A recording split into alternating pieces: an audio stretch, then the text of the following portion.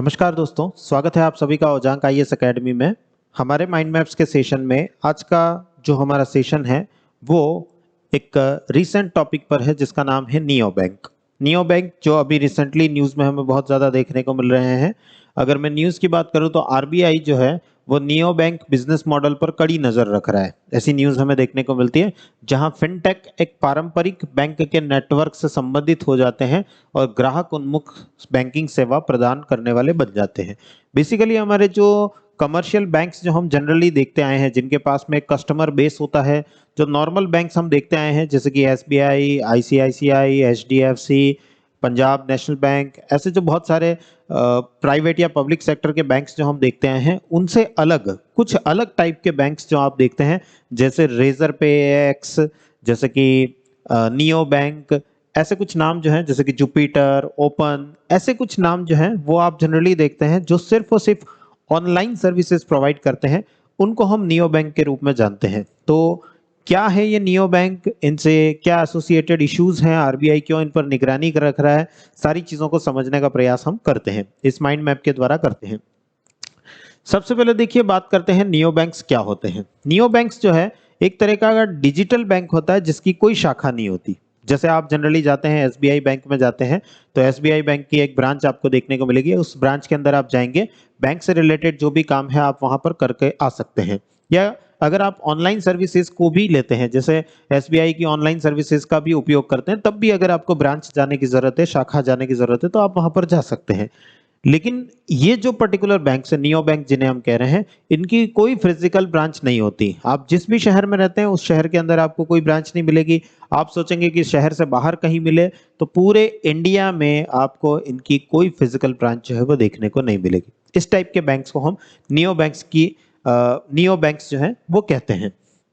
इसकी वजह से, क्योंकि इनके पास में कोई फिजिकल ब्रांच नहीं है और ये सिर्फ और सिर्फ ऑनलाइन डिजिटल प्लेटफॉर्म पर अवेलेबल है, इस वजह से इनकी जो कॉस्टिंग है, लागत जो है वो काफी कम आ जाती है। और जब ये लागत काफी कम आ जाती है तो ये कस्टमर्स को भी जो सुविधाएं दे रहे हैं वो काफी कम कीमत पर दे पाते हैं। इस वजह से कस्टमर्स जो है इनकी तरफ कस्टमर्स को ये लुभावना सौदा जो है वो लगने लगता है। कस्टमर्स इनकी तरफ अट्रैक्ट होने लगते हैं, आकर्षित होने लगते हैं। एंड नियो बैंक जो है वो चैलेंजर बैंक के टैग के साथ में काम करना स्टार्ट किया है इन्होंने। चैलेंजर बैंक मतलब पहले से स्थापित जो बैंकिंग सिस्टम है उसको एक चैलेंज देने के रूप में, चैलेंज देते हुए, उसको एक चुनौती देते हुए ये प्रकट हुए हैं। भारत में इनके पास में फिलहाल कोई लाइसेंस नहीं है और ना ही कोई लाइसेंसिंग की व्यवस्था है। ऐसा कोई व्यवस्था अभी तक आरबीआई ने बनाई नहीं है जिससे कि इनको कोई लाइसेंस जो है वो दिया जा सके। बिना लाइसेंस के ये सारे बैंक जो है वो काम कर रहे हैं और इसकी वजह से आरबीआई को सबसे बड़ी दिक्कत जो है वो ये है कि कभी किसी बैंक ने कस्टमर्स को धोखा दे दिया तो भारत का जो बैंकिंग सिस्टम है वो गड़बड़ा जाएगा। भारत का जो बैंकिंग सिस्टम है उस पर से लोगों का जो विश्वास है, जो भरोसा है, वो उठ जाएगा। इस वजह से आरबीआई इन सारे बैंक्स पर बहुत ज्यादा निगरानी जो है वो रख रहा है। भारत में अगर मैं आरबीआई की बात करूं तो आरबीआई जो है वो बाकी के जो बैंक्स हैं, जो पहले से डेवलप्ड बैंक्स हैं, कमर्शियल बैंक्स हैं, उनको भी 100% डिजिटलाइज होने की अनुमति अभी भी नहीं दे रहा है। आरबीआई का फोकस पूरा इस बात पर है कि लोगों के पास में, भारत की जनता के पास में अभी भी फिजिकल ब्रांचेस जो हैं वो उपलब्ध हो, यानी कि व्यक्ति के पास में एक ब्रांच हो जहां वो बैंक में जाए, बैंक से जुड़े हुए सारे काम जो है वो करके आए। हाँ, वो सारी सुविधाएं डिजिटल प्लेटफॉर्म पर, या उनमें से अधिकांश सुविधाएं जो है वो डिजिटल प्लेटफॉर्म पर दी जा सकती हैं, लेकिन पूरी तरीके से डिजिटलाइजेशन के फेवर में, पक्ष में अभी भी आरबीआई नहीं है। इसलिए जो पहले से एस्टेब्लिश्ड बैंक है उन्हें भी 100% डिजिटलाइजेशन का लाइसेंस नहीं दिया गया है या अनुमति नहीं दी गई है। और ये बैंक्स जो हैं वो पूरी तरीके से डिजिटलाइज्ड वे में काम करते हैं, नियो बैंक। इस वजह से आरबीआई इन पर बहुत ज्यादा अभी स्ट्रिक्टली निगरानी जो है वो रख रहा है। इसके एग्जांपल्स की अगर मैं बात करूं तो रेजर पे एक्स, जुपिटर, नियो, ओपन जो मैं पहले बता चुका हूं, ऐसे कुछ भारत के अंदर अभी नियो बैंक्स जो हैं वो हमें देखने को मिल रहे हैं। नियो बैंक के अलग अलग टाइप के ऑपरेटिंग मॉडल हो सकते हैं, यानी ये अलग अलग तरीके से काम कर सकता है। पहला जो मॉडल होता है गैर लाइसेंस प्राप्त फिनटेक, जो कि अभी चल रहे हैं। जैसे कि भारत के अंदर जितने भी नियो बैंक चल रहे हैं उनके पास कोई लाइसेंस नहीं है, गैर लाइसेंस प्राप्त हैं, लेकिन वो अपना काम जो है वो कर रहे हैं, वो ग्राहकों को सुविधाएं जो है, सर्विसेज जो है वो प्रोवाइड कर रहे हैं। इसके अलावा ये जो गैर लाइसेंस वाले जो नियो बैंक है ये सिर्फ और सिर्फ डिजिटल प्लेटफॉर्म पर अवेलेबल है। आप इनकी वेबसाइट पर जाकर या मोबाइल एप्लीकेशन पर जाकर के इनकी सुविधाओं का लाभ जो है वो आप ले सकते हैं। दूसरा तरीका जो बनता है, दूसरा जो ऑपरेटिंग मॉडल बनता है, पारंपरिक बैंक जो डिजिटल पहल कर रहे हैं, जैसे जितने भी पुराने बैंक जो चल रहे हैं, पारंपरिक ट्रेडिशनल बैंक, कमर्शियल बैंक जिनको हम देख रहे हैं, एसबीआई, आईसीआईसीआई एंड बहुत सारे जो देखते हैं हम बैंक, वो डिजिटल पहल कर रहे हैं, यानी हर चीज को डिजिटल प्लेटफॉर्म पर लाने का प्रयास कर रहे हैं। वो भी एक तरीका हो सकता है कि ग्राहकों को डिजिटल माध्यम से, डिजिटल प्लेटफॉर्म पर सारी सुविधाएं जो है वो प्रदान की जाए। और तीसरा तरीका होता है लाइसेंस प्राप्त नियो बैंक, जो कि फिलहाल भारत में व्यवस्था नहीं है। कुछ देश ऐसे हैं जो कि नियो बैंक्स को लाइसेंस देते हैं, तो ऐसे बैंक्स की लाइसेंसिंग जो है वो वहां की सरकार जो है उन्हें प्रोवाइड करती है, या वहां का जो भी रेगुलेटर है, जैसे भारत में बैंकिंग सिस्टम का रेगुलेटर जो है वो आरबीआई है, वैसे ही उस देश का जो भी रेगुलेटर है, नियामक है, वो उनको लाइसेंस जो है वो प्रोवाइड करता है। भारत में फिलहाल ये व्यवस्था हमें देखने को नहीं मिलती है। अगर मैं बात करूं पारंपरिक बैंक और नियो बैंक के बीच में क्या अंतर है, क्या डिफरेंस जो है वो हमें देखने को मिलता है। पहला जो डिफरेंस है वो साफ साफ यही है कि पारंपरिक बैंक जो है उनके पास में एक फिजिकल ब्रांच होती है, नियो बैंक के पास में कोई फिजिकल ब्रांच जो है वो हमें देखने को नहीं मिलती है। दूसरा, पारंपरिक बैंक क्योंकि फिजिकल ब्रांच अवेलेबल करवाते हैं तो लोगों का उन पर भरोसा जो है वो ज्यादा होता है, ट्रस्ट फैक्टर जो है बैंकिंग के प्रति वो ज्यादा होता है, जबकि डिजिटल प्लेटफॉर्म में लोगों का जो ट्रस्ट फैक्टर है वो कम हमें देखने को मिलता है। इसके अलावा अगर मैं बात करूं कि नवाचार, इनोवेशन की, तो क्योंकि नियो बैंक जो है वो पूरी तरीके से डिजिटलाइज प्लेटफॉर्म पर काम करते हैं, ऑनलाइन प्लेटफॉर्म पर काम करते हैं, इंटरनेट की दुनिया में काम करते हैं, इसलिए इनके पास इनोवेशन का स्कोप जो है वो बहुत ज्यादा है और ये नई नई चीजें इनोवेट करके कस्टमर्स को, ग्राहकों को उपलब्ध करवा सकते हैं। लेकिन जिस चीज में ये लैग करते हैं, पिछड़े हुए हैं, वो है कस्टमर का भरोसा, ट्रस्ट फैक्टर जो है वो इनके अंदर मिसिंग अभी भी हमें दिखाई देता है। इसके उलट अगर मैं जो हमारे ट्रेडिशनल बैंक है, पारंपरिक बैंक है, उनकी बात करूं तो वो बैंक ट्रस्ट फैक्टर जो है वो तो लिए हुए हैं, लेकिन इनोवेशन जो है उनमें हमें कम देखने को मिलता है, क्योंकि वो पूरी तरीके से डिजिटलाइज काम नहीं कर रहे हैं, आज भी फिजिकल ब्रांचेस को लेकर के काम कर रहे हैं। नेक्स्ट अगर मैं बात करूं तो पारंपरिक बैंक जो है वो कम सेवाएं दे पा रहे हैं, कम सर्विसेज दे पा रहे हैं, क्योंकि जब व्यक्ति, कोई कस्टमर जो है वो बैंक तक जाएगा तभी जा करके उसको वो सर्विसेज, सुविधाएं जो है वो मिल पाएंगी जो बैंक की तरफ से दी जाती हैं। या कभी कभी हम ऐसा भी देखते हैं कि बैंक जो है वो कस्टमर तक जाता है, लेकिन ऐसे केसेस जो हैं, ऐसी स्थितियां जो है वो बहुत कम ही हमें देखने को मिलती हैं। इसके अलावा अगर मैं बात करूं तो मोबाइल फर्स्ट मॉडल जो है वो हमें मिल जाता है नियो बैंक में, क्योंकि सारी चीजें जो है वो मोबाइल में सबसे पहले आप तक पहुंच जाएगी। आपको अपना अकाउंट खुलवाना है तो ऑनलाइन खुलवा सकते हैं, आपको बैंकिंग से जो भी सुविधाएं चाहिए, आपको बैंक से पैसा जो है वो ट्रांसफर करना है, किसी और से ट्रांसफर लेना है, चेक क्लियर करवाना है, पैसा जो है एफडी करवानी है, आरडी करवानी है, आप फाइनेंशियल जो है सुविधाएं और भी जो दूसरी आप लेना चाहते हैं, जैसे कि अगर आप स्टॉक मार्केट में इन्वेस्ट करना चाहते हैं या जो भी करना चाहते हैं, वो सारी सुविधाएं जो है बहुत आसानी से आपको डिजिटल प्लेटफॉर्म पर मिल जाती है नियो बैंक्स के द्वारा। और उद्यम पूंजी और निजी इक्विटी निवेशक, ऐसे बैंकों के लिए बाजार के अवसर जो हैं उनमें गहरी दिलचस्पी ले रहे हैं। अभी फिलहाल जो है नए बैंक जो हैं वो इन सब चीज़ों में ज़्यादा दिलचस्पी लेते हुए, इंटरेस्ट लेते हुए हमें दिखाई देते हैं। दूसरा जो फैक्टर है वो है स्मार्टफोन का प्रभाव।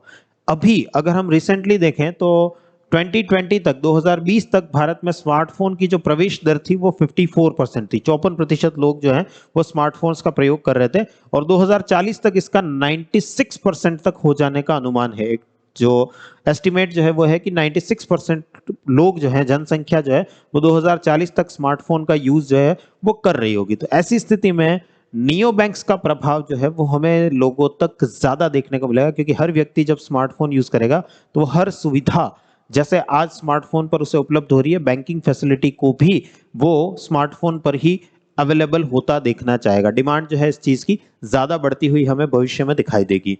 और अगर हम बात करें, अगर इसके जो पारंपरिक बैंक है उनके पक्ष की अगर हम बात करें, तो भले ही फाइनेंशियल इंक्लूजन जो है वो बहुत ज्यादा हुआ है, अभी अभी जो है वित्तीय समावेशन के प्रयास जो है वो बहुत ज्यादा भारत सरकार के द्वारा, केंद्र सरकार के द्वारा किए गए हैं, और उन प्रयासों के द्वारा लगभग 80% जनसंख्या जो है वो कहीं ना कहीं बैंकिंग से जुड़ चुकी है, बैंक के द्वारा जुड़ चुकी है। भले ही एक खाता ही वो ऑपरेट करते होंगे, एक अकाउंट ही ऑपरेट करते होंगे, लेकिन वो ऑपरेट कर रहे हैं।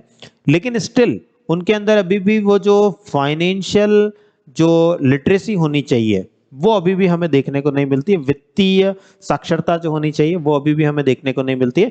अभी भी वो सिर्फ बैंक से जुड़े हुए हैं, नाम मात्र के जुड़े हुए हैं, क्योंकि उनके खाते में ही पैसा आएगा, इस वजह से उन्होंने अकाउंट जो है वो ओपन करवाया, खाता खुलवाया है।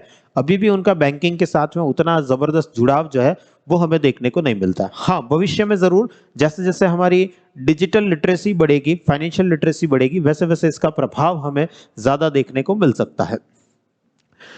अगर मैं डिजिटल बैंक और नियो बैंक में अंतर की बात करूं, ये तो हमारे पारंपरिक बैंक और नियो बैंक में डिफरेंस था, लेकिन डिजिटल बैंक जो जितने भी बैंक्स पहले से एस्टेब्लिश्ड है, जैसे कि मैंने एग्जांपल लिया आईसीआईसीआई, एसबीआई, ये सारे बैंक जो हम देखते हैं, एचडीएफसी वगैरह, ये जो सुविधाएं दे रहे हैं, ऑनलाइन सुविधाएं जो दे रहे हैं, जिनको कि हम डिजिटल बैंकिंग कहते हैं, उस डिजिटल बैंकिंग और नियो बैंकिंग में क्या डिफरेंस है? अगर हम इसकी बात करें तो मोटा मोटी देखने पर तो दोनों एक जैसे लगते हैं, दोनों एक जैसी सुविधाएं दे रहे हैं। वो जो बैंक है पारंपरिक बैंक, वो भी किसी एक एप्लीकेशन के द्वारा आपको बहुत सारी सुविधाएं दे रहा है। नियो बैंक भी किसी एक मोबाइल एप्लीकेशन के द्वारा या वेबसाइट के द्वारा आपको वो सारी सुविधाएं जो है वो देता हुआ दिखाई देता है। लेकिन जो पारंपरिक बैंक है उनके पास में डिजिटल बैंकिंग के साथ में फिजिकल ब्रांच भी अवेलेबल है, जहां पर कि आप जाकर के किसी तरह की कोई परेशानी आती है, दिक्कत आती है, तो आप उनसे जाकर के मिल सकते हैं। नियो बैंक के पास में ऑनलाइन सपोर्ट के अलावा और कोई सुविधाएं हमें देखने को नहीं मिलती। आप फिजिकली जाकर के उनसे अगर मिलना चाहें तो आप उनसे नहीं मिल सकते। ये एक बहुत बड़ा डिफरेंस जो है वो क्रिएट करता है। भारत जैसे देश में जहां पर कि फिजिकली आज भी ई कॉमर्स मार्केट भले ही ग्रो कर रहा हो, लेकिन हम आज भी दुकान पर जाकर के सामान जो है वो देख करके माल खरीदना जो है वो पसंद करते हैं। तो बैंकिंग के फील्ड में भी ये प्रोसेस जो है वो आज भी अप्लाई होता है कि लोग जो है वो डिजिटल बैंकिंग को छोड़ करके फिजिकल बैंकिंग को आज भी प्रेफर करते हैं, जिस वजह से ये जो नियो बैंक हैं उन पर ट्रस्ट फैक्टर जो है लोगों का आज भी उतना अच्छा नहीं बन पा रहा है। इसके अलावा जो रेगुलेशन है आरबीआई, क्योंकि जितने भी डिजिटल बैंक्स हैं वो कहीं ना कहीं कमर्शियल जो ट्रेडिशनल बैंक है हमारे, आरबीआई उनको पूरी तरीके से रेगुलेट कर रहा है, विनियमन कर रहा है। जितने भी नियो बैंक हैं उन पर आरबीआई का फिलहाल कोई रेगुलेशन नहीं है, कोई विनियमन नहीं है, जिसकी वजह से एक और ट्रस्ट फैक्टर जो है वो हमारा मिस होता हुआ हमें दिखाई देता है। इसके बाद अगर मैं बात करूं नियो बैंक के लाभ क्या है, जो बेनिफिट्स हैं वो हमें क्या देखने को मिलते हैं। नियो बैंक्स की कॉस्टिंग कम आती है, जैसा मैंने आपको बताया इनके पास में कोई फिजिकल इंफ्रास्ट्रक्चर नहीं है, कोई ऑफिस नहीं है, जिसकी वजह से इनका पूरा मामला जो है वो ऑनलाइन चल रहा है और उसकी वजह से ये अपनी कॉस्टिंग को कम रख पाते हैं, तो कस्टमर को भी सुविधाएं जो है वो सस्ते में कम लागत पर दे पाते हैं। दूसरा फायदा जो है, ये सुविधाएं ज्यादा से ज्यादा दे सकते हैं, क्योंकि ऑनलाइन प्लेटफॉर्म पर घर बैठे व्यक्ति को ज्यादा से ज्यादा सुविधाएं जो है वो उपलब्ध करवाई जा सकती हैं। स्पीड, तीसरा फैक्टर जो आता है स्पीड, गति, क्योंकि कागजी कार्रवाई, फिजिकल बैंक में जब आप जाते हैं तो कागजी कार्रवाई जो है वो एक लंबा चौड़ा काम हो जाता है। आप किसी लोन के लिए अप्लाई करने गए, हो सकता है आपको 10 दिन लगे, हो सकता है आपको 1 महीना लगे, 2 महीना लगे, लेकिन अगर ऑनलाइन काम होता है तो जो लोन है आपको 10 सेकंड से 10 मिनट के अंदर भी मिल सकता है। तो जो बैंकिंग फैसिलिटीज हैं, जो बैंकिंग से मिलने वाली सुविधाएं हैं, उनकी स्पीड जो है वो ज्यादा बढ़ सकती है। इसके अलावा ट्रांसपेरेंसी, पारदर्शिता जो है वो बढ़ जाएगी। आप हर एक एक्टिविटी, आपके बैंक के खाते में होने वाली हर एक एक्टिविटी जो है उसे आप अपनी मोबाइल एप्लीकेशन पर देख पाएंगे कि किस चीज का पैसा जो है वो आपके अकाउंट से कटा है, किस चीज का पैसा जो है वो आपके अकाउंट में जुड़ा है। और अधिकांश बैंक जो हैं वो बहुत सारी प्रॉब्लम्स का सॉल्यूशन जो है वो भी आपको एक डैशबोर्ड पर दे देते हैं कि हाँ, इस डैशबोर्ड पर आप अपनी मनचाही सुविधाएं जो है वो ले सकते हैं, जो कि एक अच्छा सुविधा जो है, एक अच्छी सुविधा जो है वो जनता को, लोगों को मिलती हुई हमें दिखाई देती है। लेकिन ऐसा नहीं है कि सिर्फ इसके लाभ ही लाभ है, कुछ चुनौतियां जो है, चैलेंजेस जो है वो भी हमें देखने को मिलते हैं। अगर मैं बात करूं तो बाजार के एक खंड की जरूरतों को ये पूरा करते हैं। जैसे जनरली जो कमर्शियल बैंक्स होते हैं, हमारे ट्रेडिशनल बैंक हैं, ये बड़े कस्टमर्स पर ज्यादा फोकस करते हैं। अगर आप लोन लेने गए हैं, छोटा लोन लेने गए हैं, बैंक आपको कोई भाव नहीं देगा, बैंक आपकी सुनवाई नहीं करेगा। लेकिन वहीं अगर आप बड़ा लोन लेने गए हैं तो बैंक आपके आगे पीछे घूमेगा, क्योंकि उनको कस्टमर जो है, अच्छा बड़ा कस्टमर जो है उनको चाहिए होता है। जनरली छोटे कस्टमर्स को बैंक्स जो है वो नेग्लेक्ट करते हुए दिखाई देते हैं, या एक आम व्यक्ति जो बैंकिंग नॉर्मल बैंकिंग फैसिलिटीज उनसे एक्सपेक्ट करता है उसको वो अवॉइड करते हुए दिखाई देते हैं। वो सिर्फ किन्हीं कुछ खास लोगों को प्रिविलेज्ड बैंकिंग जो है वो देने की प्रेफरेंस में हमें दिखाई देता है, क्योंकि उनके पास वर्कलोड बहुत ज्यादा होता है इस वजह से। तो जो यहां पर नियो बैंक्स जो हैं वो फिलहाल सिर्फ और सिर्फ उसी कस्टमर बेस को फोकस कर रहे हैं जो कि ट्रेडिशनल बैंक्स के द्वारा सताया हुआ है, यानी कि एक आम नागरिक जो है वो सताया हुआ है। नियो बैंक्स अभी भी बड़े कस्टमर्स पर फोकस नहीं कर रहे हैं, जो कि कुछ हद तक लाभदायक भी है, बेनिफिशियल भी है लोगों के लिए, आम जनता के लिए। कुछ हद तक अगर हम देखें तो लाभदायक नहीं भी है, एक बड़े चैलेंज के रूप में हमें देखने को मिलता है। दूसरी नियामक बाधाएं, रेगुलेशन चैलेंजेस जो है वो हैं। अभी भी आरबीआई ने इन पर कोई रेगुलेशन नहीं लगाया है, जिसकी वजह से वो ट्रस्ट फैक्टर नहीं आता है, वो निश्चिंतता नहीं आती है कि हाँ मैं इस बैंक से लोन लूंगा या इस बैंक में पैसा जमा कराऊंगा तो मेरा पैसा जो है वो मेरा पैसा सेफ रहेगा, सुरक्षित रहेगा। इस बात की गारंटी जो है वो आम आदमी चाहता है और वो गारंटी यहाँ पर मिस होती हुई हमें दिखाई देती है। इसके अलावा ये पूरी तरीके से अवैयक्तिक है, कोई इंडिविजुअल व्यक्ति के साथ में हमारा किसी तरह का कोई लेन देन जो है वो नहीं हो रहा है, कोई बातचीत हमारी नहीं हो रही है, सब कुछ ऑनलाइन डिजिटल प्लेटफॉर्म पर हो रहा है। तो फ्रॉड्स के चांसेस जो हैं वो भी बढ़ जाते हैं। साथ ही अगेन जो एक हमारी जो आदत होती है कि हम किसी व्यक्ति से जाकर के मिलते हैं, वो हमें आश्वस्त करता है कि आपका पैसा सेफ रहेगा, तो वो फिजिकल फैक्टर जो है वो मिस होता है, जिसकी वजह से लोगों का ट्रस्ट जो है वो इनके ऊपर इतना अच्छा हमें नहीं देखने को मिलता है।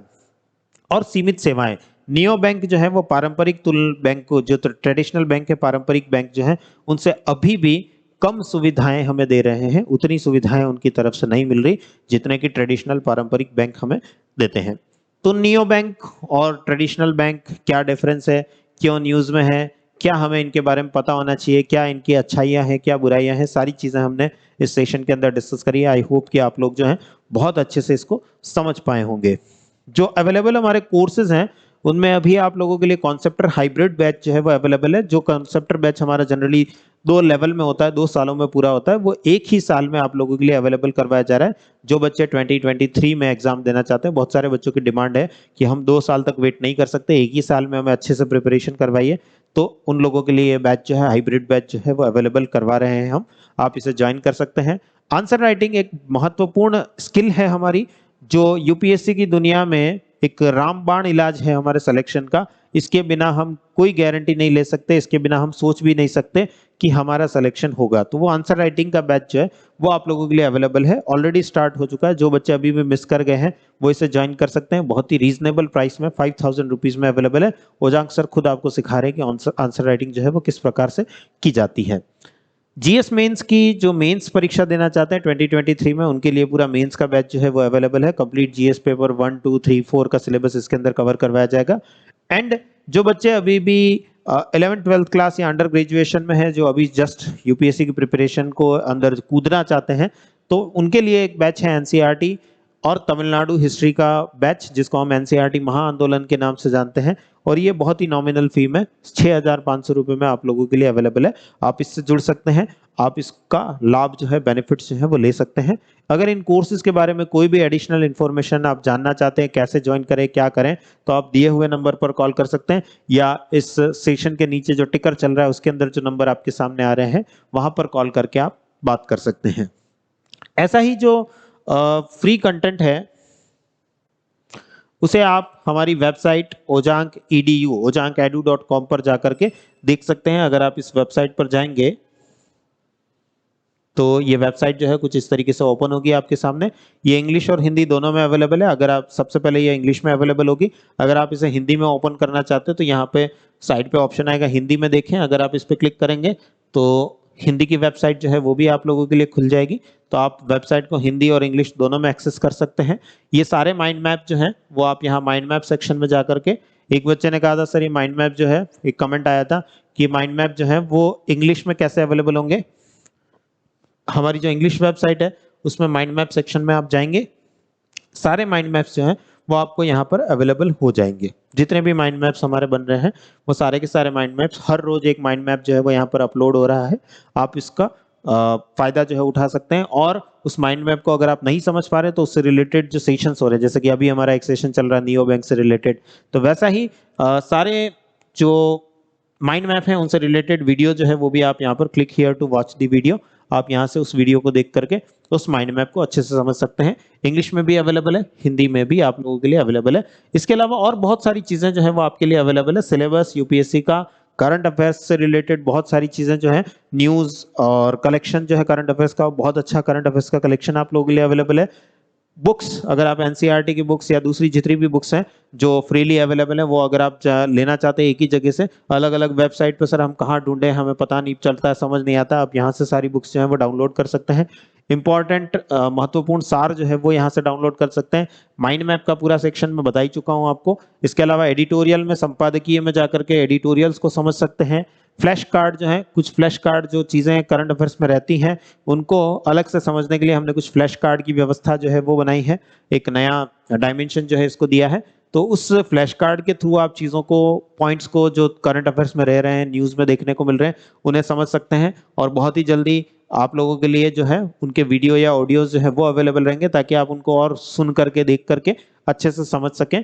और फ्रिक्वेंटली आस्क्ड क्वेश्चन, यूपीएससी से रिलेटेड जो भी आपके क्वेश्चन जनरली रहते हैं उन सब के आंसर यहाँ पर दिए गए हैं। और अगर आप हमसे कांटेक्ट करना चाहते हैं तो संपर्क कांटेक्ट वाला सेक्शन जो है वो भी आपको यहाँ पर देखने को मिल जाएगा। हिंदी इंग्लिश दोनों में ये सेक्शन जो है वो अवेलेबल है, आप यहाँ से जा करके सारी चीजें जो है वो एक्सेस कर सकते हैं। हिंदी इंग्लिश किसी तरह की भाषा की लैंग्विस्टिक प्रॉब्लम जो है वो आपको देखने को नहीं मिलेगी। सारी चीजें हमारी वेबसाइट पर बहुत अच्छे से अवेलेबल है, आप इनको देख करके, पढ़ करके अपनी तैयारी को एक नया डायमेंशन दे सकते हैं, अपनी तैयारी को ऊंची उड़ान जो है वो दे सकते हैं। चलिए, तो आई होप कि आपको पूरा नियो बैंक से रिलेटेड जो मामला है वो समझ आया है, और इस वेबसाइट को कैसे ऑपरेट करना है। बहुत सारे बच्चे अभी नई वेबसाइट को समझ नहीं पा रहे हैं, तो उनको समझ आया होगा कि किस प्रकार से इस वेबसाइट को एक्सेस करना है, किस प्रकार से ये वेबसाइट आप लोगों के लिए हितकारी हो सकती है। मिलते हैं नेक्स्ट सेशन में। Thank you everyone.